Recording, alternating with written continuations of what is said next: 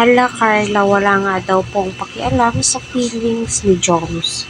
Kasi yun daw po yung napanood ng mga viewers, supporters po nila. Bakit po ninyo nasabi na walang pakialam ito si Carla? Unang-una alam po natin na Kalingap serye po to. Unang-una, alam ko no, na hindi po sasaktan ni Carla ang feelings ni Papa Joms kasi ramdam naman po natin gusto nga ba ni Carla si Papa Joms ika nga po nila napipilitan daw po si Carla kay Papa Joms. Hoy, magsitigil nga po kayo. Bakit ngayon nyo lang nasabi yan? Ikatagal-tagal nyo na po supporters ng Jomcar, diba?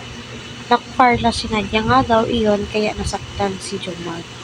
Wala naman po. No, di naman po nasaktan si Papa Jones. At alam mo po, 100% na nakakaintindi po yan si Papa Jones. At alam naman po natin lahat na nasa pressure pa yan si Carla dahil nga sa kursong kinuha niya. So, intindihin na lamang po natin yung mga bagay-bagay. Wag po natin gawing big deal.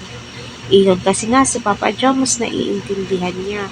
Nagbigay pa nga siya ng advice patungkol nga po sa kursong kukunin ni Carla.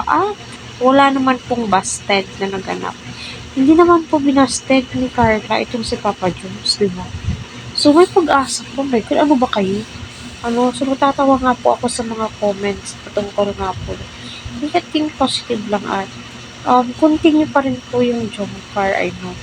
Ay nako, sana sa part 51, excuse me, part 51, syempre, babawi yan sila sa atin kasi nabasa po nila yung mga komento po. Nasaktan sila, nasaktan ang Jomcar, nasaktan ang kanilang fans.